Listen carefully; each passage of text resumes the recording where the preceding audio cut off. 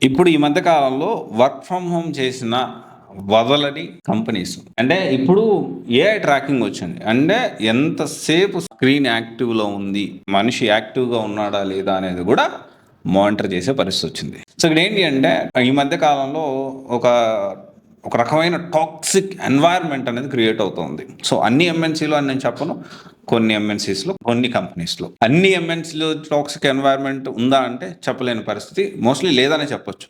కానీ కొన్ని కంపెనీస్ మాత్రం చాలా భయంకరమైన టాక్సిక్ ఎన్వైర్న్మెంట్ అనేది క్రియేట్ అవుతుంది. ఎలాంటి ఎన్వైర్న్మెంట్ అంటే ఒక రకమైన టార్చర్. అంటే ఇప్పుడు కొత్తగా కంపెనీస్ ఎలా ఆలోచిస్తున్నాయి? ప్రాజెక్ట్ ఉన్నంత కాలం ఉంచుకుందాం. ప్రాజెక్ట్ అయిపోయినాక చలో బయటికి. సో అంటే కాంట్రాక్ట్ బేస్డ్ ఉద్యోగాలు పెరిగిపోతున్నాయి. ఇంకోటి వచ్చేసి ఈ మధ్య కాలంలో వర్క్ ఫ్రమ్ హోమ్ అంటే ఎక్కడ లొకేషన్ నుంచి పనిచేస్తున్నారు, ఎంత స్క్రీన్ టైం యాక్టివ్గా ఉన్నారా లేదా, పర్సన్ యాక్టివ్గా ఉన్నారు. కొన్ని కంపెనీస్ మరీ టాక్సిక్ అయిపోయి కెమెరా కూడా ఆన్ చేసి పెట్టాలి. పని చేసేటప్పుడు కెమెరా కూడా ఆన్ చేసి పెట్టాలి. సో ఇలాంటి మార్పులు చేర్పులు సాఫ్ట్వేర్ ఇండస్ట్రీలో జరుగుతున్నాయి.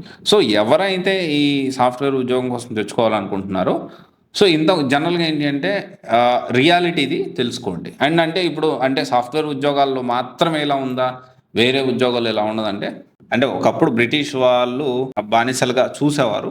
ఈస్ట్ ఇండియా బ్రిటిష్ కంపెనీ అంటారు కదా, అలాగా ఇప్పుడు ఎంఎన్సీ కంపెనీస్ కొన్ని. సో ఇలా ఉంది పరిస్థితి.